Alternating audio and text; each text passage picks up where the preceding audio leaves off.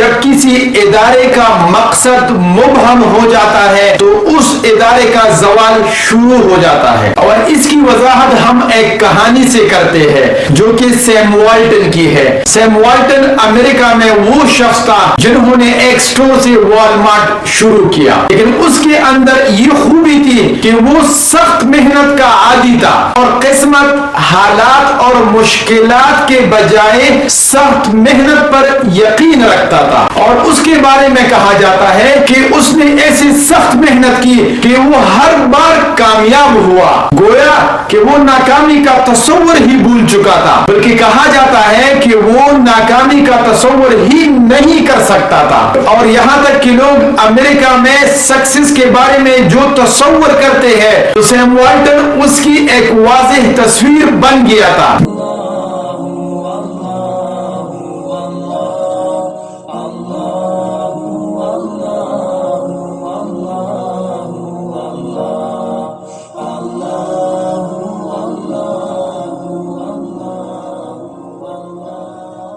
بسم اللہ الرحمن الرحیم۔ جب کسی ادارے کا مقصد مبہم ہو جاتا ہے تو اس ادارے کا زوال شروع ہو جاتا ہے، اور اس کی وضاحت ہم ایک کہانی سے کرتے ہیں جو کہ سیم والٹن کی ہے۔ سیم والٹن امریکہ میں وہ شخص تھا جنہوں نے ایک سٹور سے والمارٹ شروع کیا، لیکن اس کے اندر یہ خوبی تھی کہ وہ سخت محنت کا عادی تھا اور قسمت، حالات اور مشکلات کے بجائے سخت محنت پر یقین رکھتا تھا، اور اس کے بارے میں کہا جاتا ہے کہ اس نے ایسی سخت محنت کی کہ وہ ہر بار کامیاب ہوا، گویا کہ وہ ناکامی کا تصور ہی بھول چکا تھا، بلکہ کہا جاتا ہے کہ وہ ناکامی کا تصور ہی نہیں کر سکتا تھا۔ اور یہاں تک کہ لوگ امریکہ میں سکسیس کے بارے میں جو تصور کرتے ہیں تو سیم والٹن اس کی ایک واضح تصویر بن گیا تھا۔ مثال کے طور پر سیم والٹن نے بینٹون ویلی ارکنساس سے ایک سٹور سے شروع کیا تھا،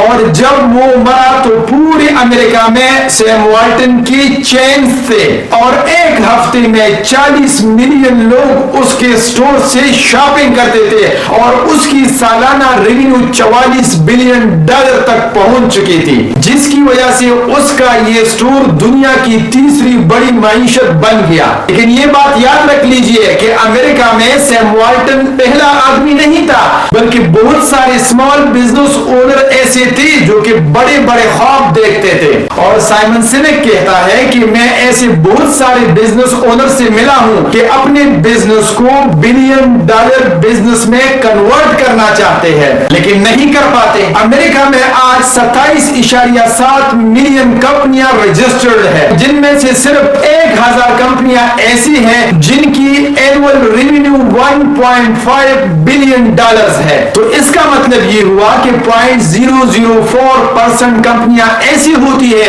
جو کہ اس فارچون لسٹ میں شامل ہوئی تھی۔ تو ایسے بڑے بڑے بزنس کو لیڈ کرنے کے لیے صرف محنت اور گڈ ورک ایتھکس کے علاوہ کسی اور چیز کی بھی ضرورت ہوتی ہے، اور والمارٹ کی سکسیس کی وجہ صرف کم قیمت نہیں ہے، کیونکہ یہ ایک ایفیکٹو مینیپولیشن ٹیکنیک ضرور ہے جس کے بارے میں ہم پہلے ویڈیو میں تفصیل سے ڈسکشن کر چکے ہیں۔ کیونکہ صرف کم قیمتیں رکھنا اتنا مؤثر نہیں ہے کہ یہ کلائنٹس کو لانگ ٹرم کے لیے لائل بنائے اور امپلائیز کو بھی اتنا انسپائر کرے کہ وہ اپنا خون اور پسینہ اس کمپنی اور ادارے کے لیے ایک کر دے۔ تو پھر وہ کیا چیز تھی کہ جس نے سیم والٹن کے والمارٹ کو اتنا سکسیسفل بنایا؟ اور وہ یہ کہ سیم والٹن کا یہ بلیف اور مقصد تھا کہ جب وہ لوگوں کا خیال رکھیں گے تو پھر لوگ بھی اس کا خیال رکھیں گے، اور اسی وجہ سے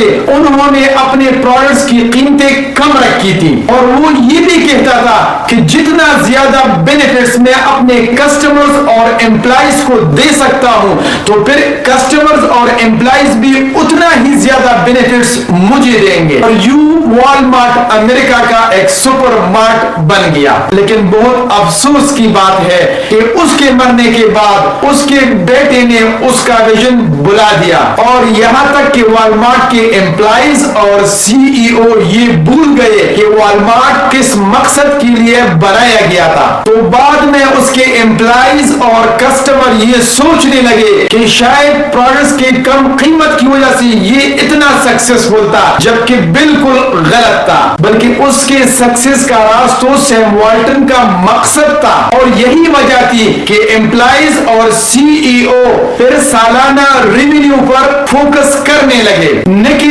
امپلائیز اور کسٹمرز کے بینیفٹس پر۔ اور والمارٹ کے کہنے کے مطابق ایک کمپیوٹر تو آپ کو یہ بتا سکتا ہے کہ آپ نے کتنا سیل کیا ہے، لیکن یہ کبھی نہیں بتا سکتا کہ آپ کتنا سیل کر سکتے ہیں۔ اور آپ جب پیسہ بناتے ہیں تو پھر اس کے لیے آپ کو قیمت ادا کرنی پڑے گی، اور جب والمارٹ کا مقصد بلا دیا گیا تو پھر اس کو یہ قیمت ڈالرز اور سینٹ میں نہیں بلکہ بہت بڑی فائنینشیل لاس اور قانونی کارروائیوں کی شکل میں چکانی پڑی۔ کاش کہ اس کا بیٹا اور سی ای او سیم والٹن کے مقصد اور بلیف پہ غور کرتا۔ پھر ایک ڈیکیڈ سے امپلائیز اور کسٹمر کے حوالے سے ڈیفرنٹ سکینڈلز اور قانونی کارروائی کا سامنا نہ کرنا پڑتا، اور یہاں تک کہ دسمبر 2008 میں والمارٹ کو 73 ڈیفرنٹ لا سوٹس کا سامنا کرنا پڑا، اور کئی سو ملین ڈالرز ماضی میں جرمانے کے طور پر ادا کرنے پڑے۔ اور ایک زمانہ تھا کہ یہ کمپنی کارپوریشن اور کمیونٹی کے درمیان اچھی ریلیشن شپ کی ایک سمبل تھی،